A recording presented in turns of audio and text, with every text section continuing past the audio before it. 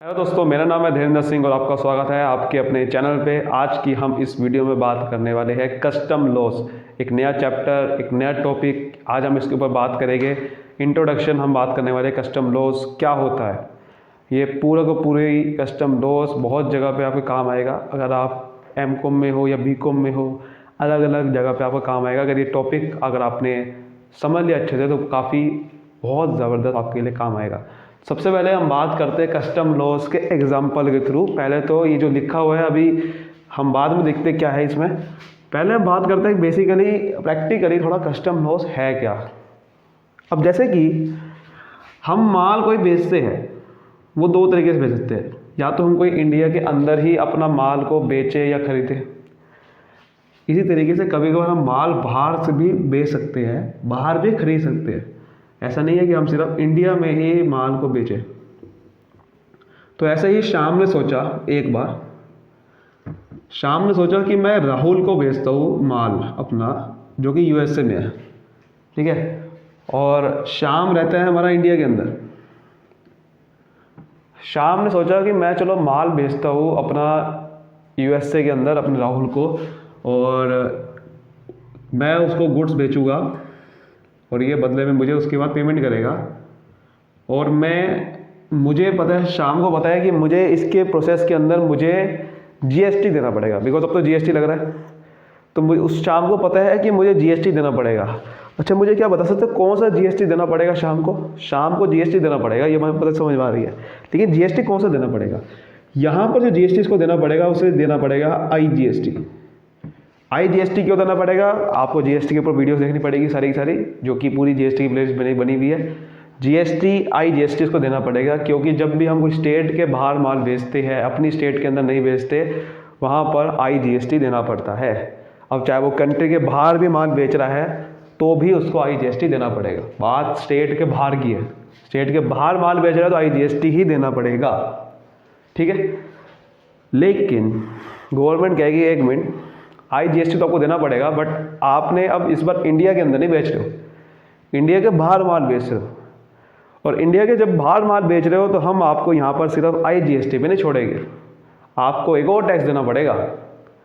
क्योंकि जब भी आप इंडिया के बाहर माल बेच रहे हो तो हमें कंट्री का ध्यान रखना होगा। कंट्री की प्रोटेक्शन के लिए हमें एक और आपके ऊपर टैक्स देना पड़ेगा, ताकि हम ये देख सकें कि आप कुछ गलत गुड्स तो नहीं बेच रहे हो, कोई बाहर कुछ गड़बड़ ना हो जाए कहीं। इसलिए आपके ऊपर एक और टैक्स लगाना पड़ेगा, और इसका नाम है कस्टम ड्यूटी। कस्टम ड्यूटी लगानी पड़ेगी आपके ऊपर, जो कि जब भी आप माल बाहर आप बेचते हो तो आपके ऊपर ये टैक्स लगता है। तो अब समझते हैं कि कस्टम लॉस क्या होते हैं। कस्टम लॉस का मतलब यानी कि कस्टम का मतलब बाहर आप कुछ भी इंडिया के बाहर या इन कंट्री के जो बॉर्डर्स के बाहर जो भी ट्रांजैक्शन होती है, यानी कि माल आता है जाता है, उसके ऊपर जो लॉज होते हैं उनको बोला जाता है कस्टम लॉस। कस्टम लॉस के अंदर ही आता है कस्टम ड्यूटी। सो कस्टम ड्यूटी क्या होती है, it is a tax imposed on goods when they are transported across borders। ये टैक्स है जो कि गुड्स के ऊपर लगाया जाता है जब वो गुड्स बॉर्डर्स के बाहर कहीं पे ट्रांसपोर्ट होते हैं, चाहे वो अब आ रहे हैं मेरे पास कहीं से या जा रहे हैं, ठीक है। जब आ रहे हैं या जा रहे हैं, वहाँ पर आपके ऊपर ये टैक्स लगाया जाता है जिसका नाम होता है custom duty. It is applicable on all goods imported and few goods exported out of country। ये टैक्स सभी गुड्स पे लगाया जाता है जो इंपोर्ट होते हैं, और कुछ गुड्स पे लगाया जाता है जो कि एक्सपोर्ट होते हैं। एक्सपोर्ट का एग्जांपल दे तो क्या होता है, जैसे कि एक इंडिया का बंदा ए है, उसने यूएसए के बी को माल बेचा, इसको क्या बोलेंगे, एक्सपोर्ट। जब आप इंडिया के बाहर माल बेचते हो अपना, उसको क्या बोला जाता है, एक्सपोर्ट करना। और जब आप इंडिया में बाहर से माल लाते हो उसको बोला जाता है इंपोर्ट। जैसे कि इंडिया में ए ने माल लाया, यूएसए से मंगवाया, तो उस पर इंपोर्ट बोलते। दोनों केसेस में टैक्स ए पे लगेगा, दोनों केसेस पे टैक्स ए पे ही लगेगा, क्योंकि ए ही इंडिया का रहने वाला है, ए ही इंडिया का बंदा है। अब वो ए चाहे इंडिया से बाहर मंगा रहा है माल, चाहे वो बेच रहा है, दोनों केसेस पे टैक्स ए पे ही लगेगा। इसका कोई मतलब नहीं है क्योंकि ये यूएसए का रहने वाला है, ये यूएसए गवर्नमेंट इसके ऊपर लगेगी ना, ये यूएसए गवर्नमेंट लगाएगी इसके ऊपर, बी पे तो हम थोड़ी लगाएंगे इसके ऊपर, हम सिर्फ ए पे लगा सकते हैं। ए ही हमारा इंडिया का बंदा है ना, तो ए पे ही दोनों पे टैक्स लगेगा। कस्टम ड्यूटी डिफाइन कर रखी है हमारी कस्टम एक्ट 1962, कस्टम एक्ट 1962 पे डिफाइन कर रखा है हमारा, all matter related to custom duty fall under central board of excise and customs. जैसे कि डायरेक्ट टैक्स का पूरा बोर्ड बना हुआ है हमारा central board of direct tax, indirect tax को देखने के लिए central board of indirect tax, ऐसे ही इसका भी बोर्ड बना हुआ है। वैसे ये भी इनडायरेक्ट टैक्स ही है, कस्टम लॉज हमारा इनडायरेक्ट टैक्स ही है, बट इसको गवर्न करने के लिए, इसको रेगुलेट करने के लिए कस्टम ड्यूटी को, इसका एक अलग बोर्ड बनाती है जिसका नाम है central board of excise and customs. Central board of indirect tax है, वो सारे इनडायरेक्ट टैक्स को गवर्न करता है, ठीक है। अब तो वैसे सारे इनडायरेक्ट टैक्स हट गया, अब तो सिर्फ जीएसटी रह गया, तो जीएसटी को ही गवर्न करते हैं central board of indirect tax. लेकिन कस्टम ड्यूटी को गवर्न करने के लिए अलग बोर्ड बना रखा है जो कि है central board of excise and customs, ठीक है। एक्साइज टैक्स अलग होता है, वो भी इसमें आ जाता है, ये एक्साइज टैक्स को भी गवर्न करता है, कस्टम ड्यूटी को भी गवर्न करता है। एक्साइज टैक्स, एक्साइज ड्यूटी होती है वो हमारी इंडिया में जो मैन्युफैक्चर करते हैं, इंडिया में जो मैन्युफैक्चरिंग होती है उसके ऊपर लगाई जाती है एक्साइज ड्यूटी, ठीक है। इंडिया में जो भी मैन्युफैक्चर करता है एक्साइज ड्यूटी उसके ऊपर लगाई जाती है। और ये कस्टम ड्यूटी हमारी इंडिया के बाहर कोई बेच रहा है या ला रहा है।